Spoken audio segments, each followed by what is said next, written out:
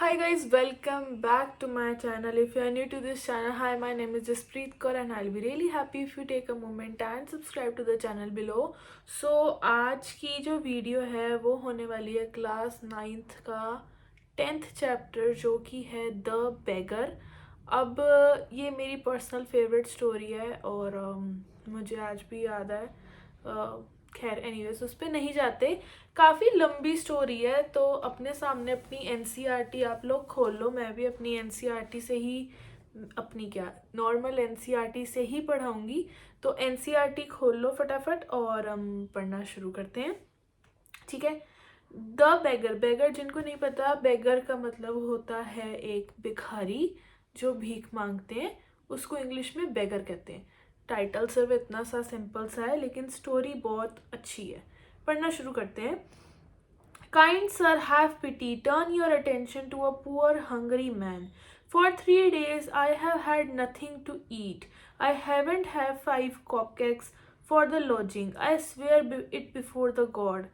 For 8 years I was a village school teacher, and then I lost my place through intrigues. I felt a victim of calumny. It is a year now since then I had nothing to eat. अब एक भिखारी जो है वो भीख मांग रहा है और अपनी स्टोरी बता रहा है कि सड़क के किनारे जैसे लोग अपनी कहानी बताते हैं कि क्यों वो भीख मांग रहे हैं, वैसे ही वो बता रहा है कि मैं एक टीचर था और मेरी जॉब चली गई और मैं पढ़ा लिखा बंदा हूँ, लेकिन मेरे हालात ऐसे हैं कि मैं जो हूँ भीख मांगने पे मजबूर हूँ. The advocate sargi looked at. अब जो बंदा है जो भिखारी के साथ कन्वर्सेशन में, उसका नाम है सरगी. सरगी कैसे भी उसको प्रोनाउंस कर लो. Looked at the ragged fawn-colored overcoat of a suppliant, at his dull, drunken eyes, at his red spot on either cheek, and it seemed as if he had seen this man somewhere before. अब ये बात ध्यान से जब advocate जो सरगी है वो ध्यान से सुनता है तो वो उस भिखारी की शक्ल देखता है. जब वो शक्ल देखता है तो देखता है कि उसकी आईज से लगता है कि उसने काफ़ी ड्रिंक करी हुई है, उसके चीक्स बहुत ज़्यादा रेड हैं. लेकिन एडवोकेट उसको देख के ऐसा लगता है कि इस भिखारी को मैंने पहले कहीं देखा है. I have now had an offer of a position in the province of Kalunga. The mendicant went on, but I haven't the money to get there. Help me kindly. I'm ashamed to ask, but I'm obliged by circumstance. अब भिखारी आगे बोलता है कि मेरी ना दोबारा नौकरी लग गई है लेकिन वो कहीं दूर लगी है और वहाँ जाने तक के मेरे पास पैसे नहीं हैं और मुझे भीख मांगते हुए शर्म आ रही है, लेकिन मेरे को अपने ट्रांसपोर्टेशन के लिए पैसे चाहिए, तो आप प्लीज़ मेरी हेल्प कर दो. अब यहाँ पे आपको लगेगा कि ये भिखारी झूठ बोल रहा है या सच बोल रहा है, ये देखने वाली बात है. लेकिन वो अपनी तरफ से पूरा कन्विंस करने की कोशिश कर रहा है कि वो अपनी मजबूरियों की वजह से जो है ना भीख मांग रहा है. Sergei's eyes fell on man's overshoes, one of which was high and other was low, and suddenly remembered something. जो सरगी है, जो एडवोकेट है, गाड़ी में बैठा है, देख रहा है, वो अचानक से उस भिखारी के जूतों की तरफ देखता है और एक जूता ऊंचा होता है, एक जूता नीचा होता है, और ये देख के उसको कुछ याद आता है.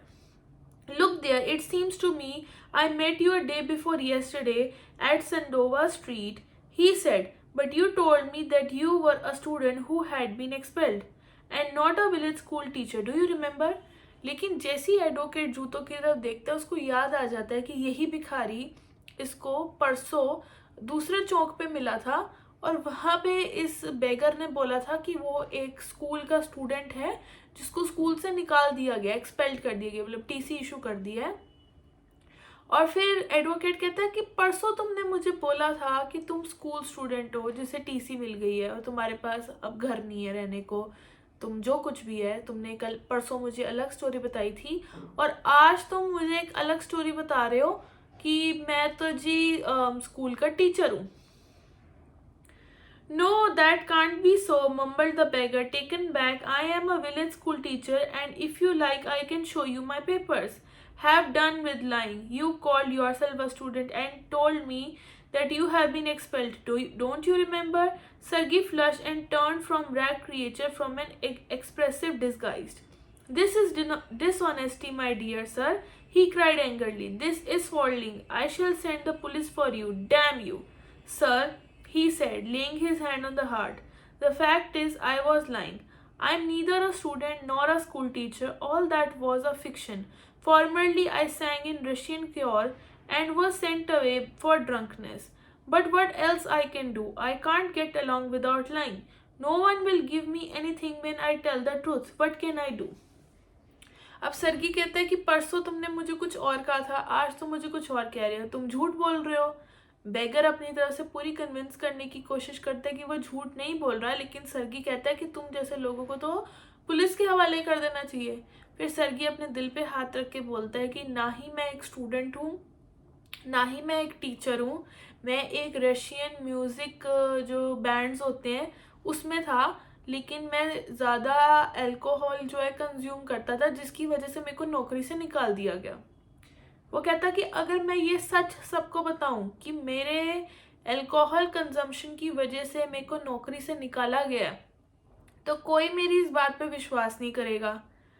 अगर मैं झूठ बोलूँगा तो लोग तरस खा के मुझे पैसे देंगे, मेरे पास और कोई ऑप्शन नहीं है झूठ बोलने के अलावा। यानी फाइनली जो बेगर है वो सच बोलता है कि ना ही वो एक स्टूडेंट था, ना ही वो एक टीचर था, उसे अपनी पहली जॉब से धक्के मार के निकाल दिया गया क्योंकि वो ज़्यादा अल्कोहल कंज्यूम करता था। अब इस पॉइंट पे हमारे मन में ये आएगा कि क्या पता ये भी एक झूठ हो। जो बंदा पहले 2 बार झूठ बोल सकता है वो दोबारा भी झूठ बोल सकता है। इसलिए किसी की बात पे विश्वास करना, खास करके सड़क के किनारे अगर एक भिखारी है, अगर वो सच भी बोलता है तो भी लोग विश्वास नहीं करते। क्यों? क्योंकि ट्रस्ट एक रिलेशनशिप से जो है ना वो डिपेंड करता है बहुत ज़्यादा। अब आगे देखते हैं सरगी क्या कहता है। Work, what can you do? You ask what you can do, cried Sergey, coming close to him. Work, that's what you can do. You must work. Work. Yes, I know that myself, but where can I find work? How would you like to chop wood for me? I wouldn't refuse to do that, but in these days, even skilled woodcutters find themselves sitting without bread. Will you come to chop wood with me? Yes, sir, I will. Very well. We will soon find out. Sergey hastened along, rubbing his hand. He called his cook out of the kitchen. Here, Olga, he said, take this gentleman into the wooden shed and let him chop the wood. जब बेगर कहता है कि मेरे पास झूठ बोलने के अलावा कोई ऑप्शन नहीं है, मैं क्या करूं, तो सरगी कहता है तुम काम करो। तुम काम क्यों नहीं करते? तो वो कहता है मैं कहाँ से काम करूं, मुझे कौन नौकरी देगा? तो जो सरगी एडवोकेट है वो उसको अपने पास काम पे रख लेता है लकड़ी काटने के लिए। अब जो बेगर है वो कहता है कि आजकल तो लकड़ी काटने वाले जो लोग हैं उनका घर नहीं चल रहा, मेरे को मतलब कैसे। बट इन दी एंड सब डिस्कशन के बाद जो अब वो बेगर है वो सरगी के घर पे ही, मतलब काफ़ी बड़ा उसका घर है, वहाँ पे लकड़ी काटने का काम करता है। ठीक है। और वहाँ पे एक और करेक्टर इंट्रोड्यूस होता है हमारे सामने जिसका नाम है ओल्गा, OLGA, ओल्गा, जो कि एक कुक है जो सरगी के लिए खाना बनाती है। तो बेगर है, सरगी है एंड ओल्गा है। अभी तक यही 3 करेक्टर्स जो है वो हमारे सामने स्टोरी में आए हैं। He said, take this gentleman into the woodshed and let him chop the wood.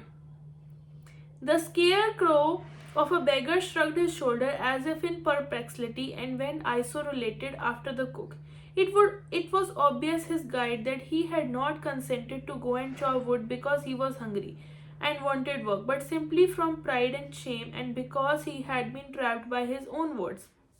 It was obvious too that his strength had been undermined by vodka and that he was unhealthy and did not feel slightest inclination for the toil.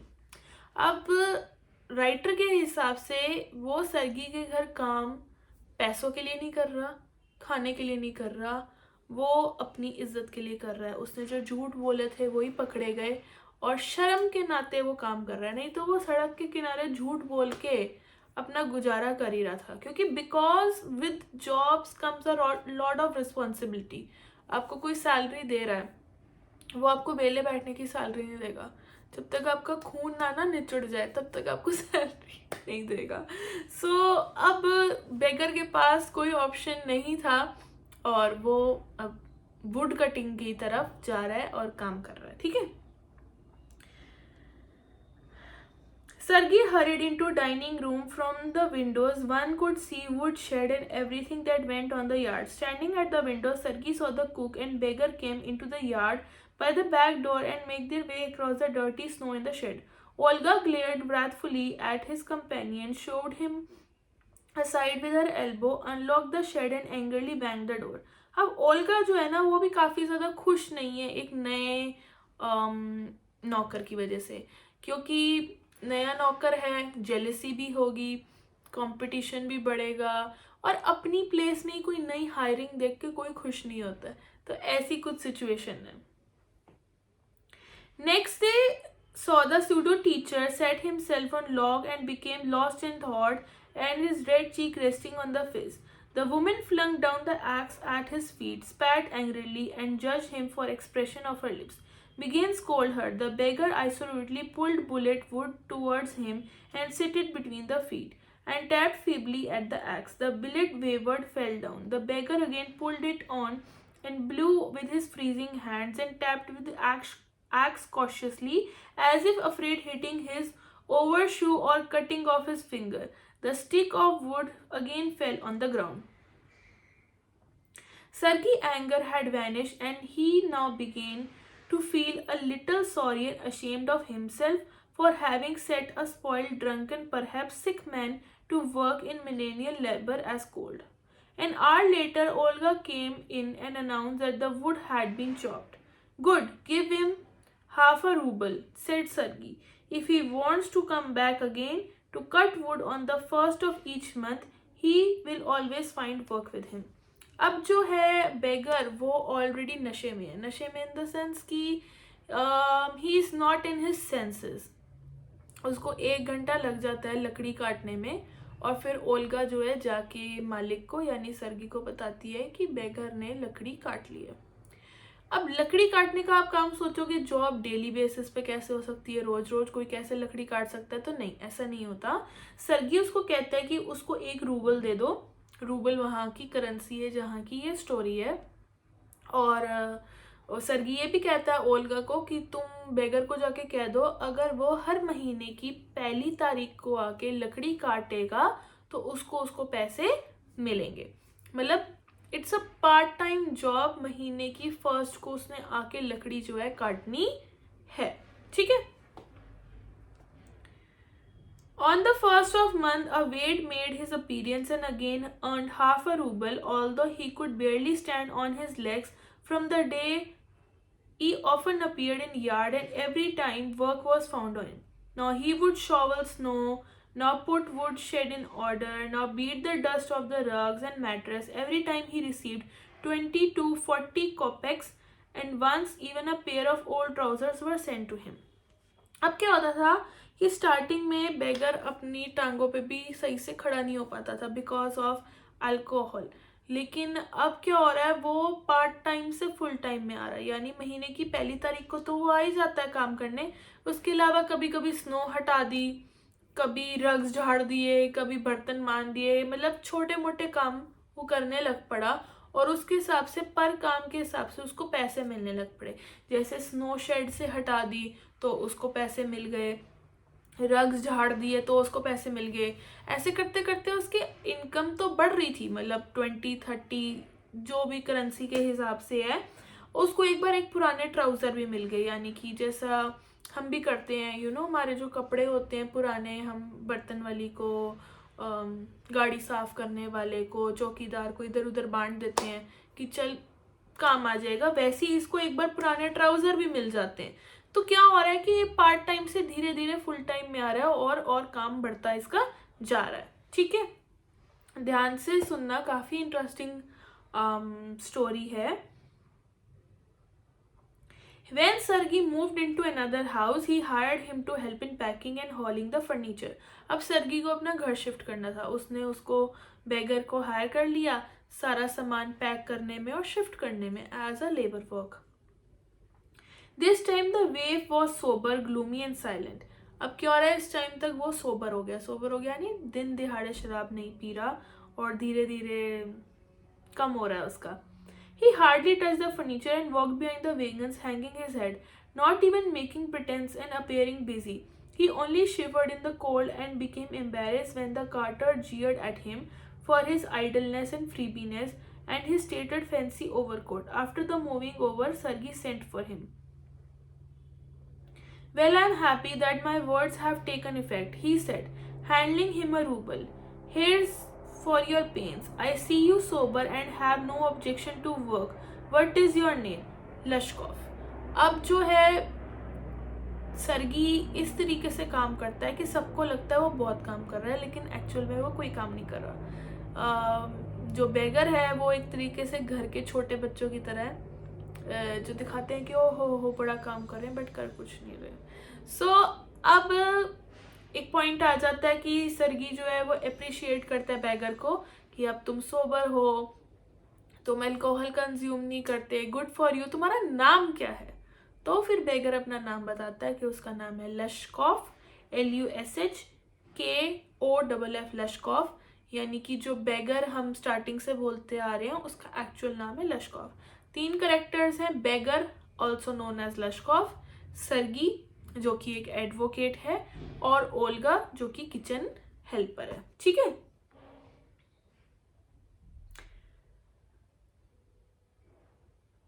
Well, Lashkov, I can offer you some other cleaner employment. Can you write? I can. Then take this letter to a friend of mine tomorrow and you will given some copying to do. Work hard, don't drink and remember that I have said to you. Goodbye. अब वो कहता है ठीक है, बहुत घरेलू काम हो गए, तुम्हें पढ़ना लिखना तो आता है. तो लश्कॉफ कहता है हाँ मुझे आता है. तो कहता है ठीक है, ये लेटर है, इसका थोड़ा राइटिंग वाइटिंग का काम है, ये काम करना शुरू कर दो. ये थोड़ी और क्लीनर जॉब है, cleaner job in the sense reputed work है, यानी झाड़ू पोछा बर्तन और लेबर वर्क से बेटर है, तो तुम ये कर लो.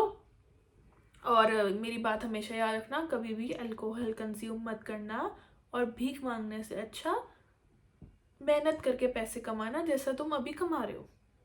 अब आप लोगों की नज़रों में, रीडर्स की नज़रों में यही आ रहा होगा कि सरगी ने एक्चुअल में अच्छा काम करा है और हमें भी बेगर्स के साथ ऐसा ही करना चाहिए.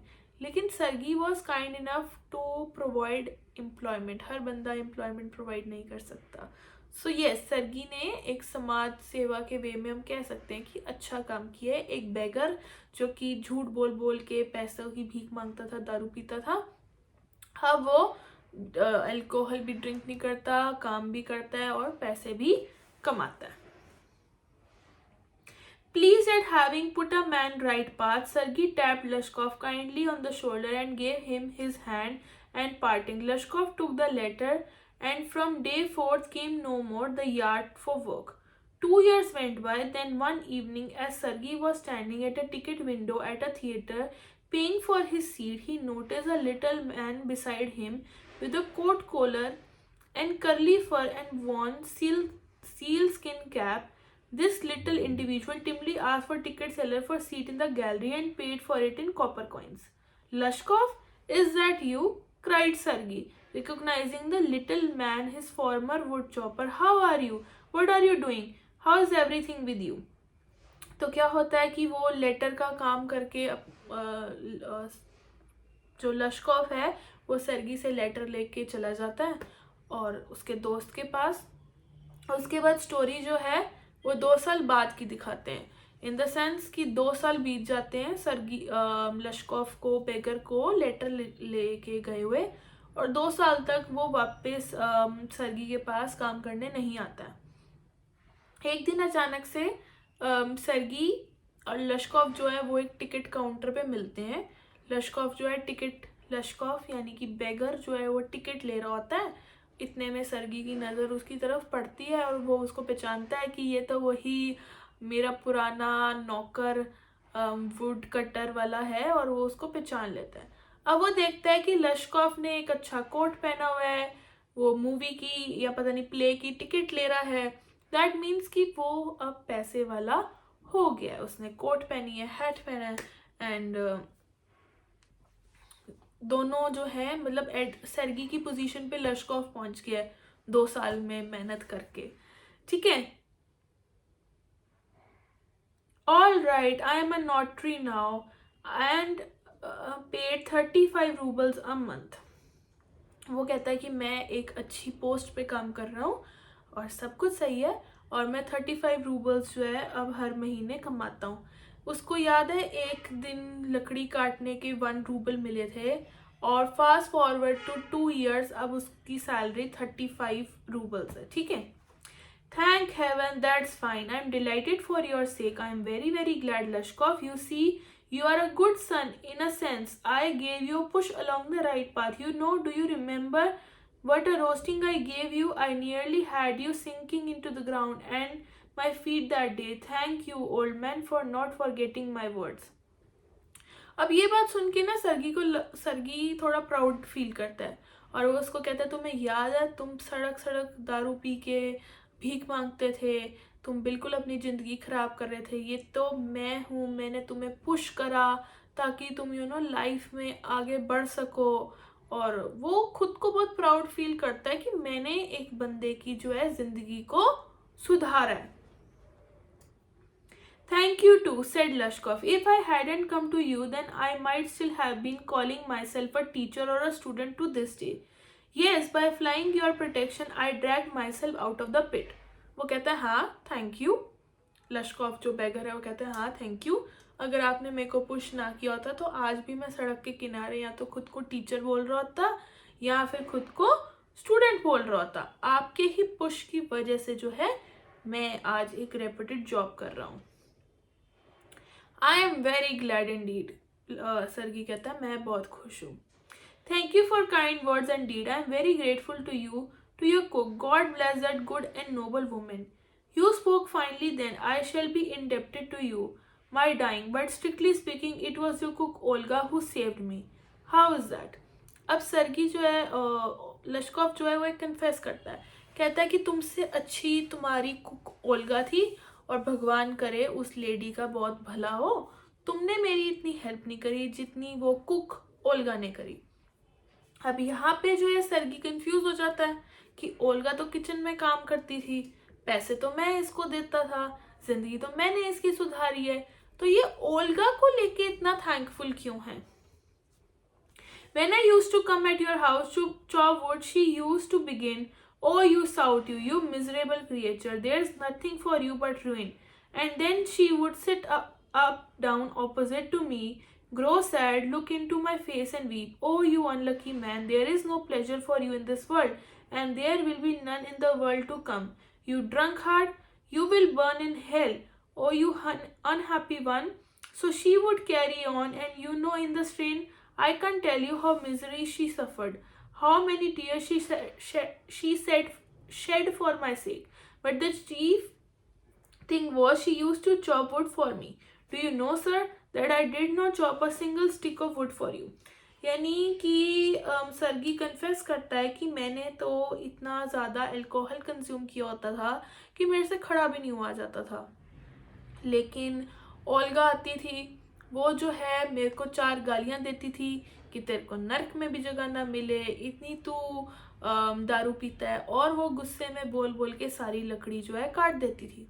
वो कहता है सर आपको पता है मैंने आज तक एक भी लकड़ी का टुकड़ा आप लोगों के लिए नहीं काटा, लेकिन फिर भी पैसे किसको मिले? सरगी को। मेहनत किसने करी?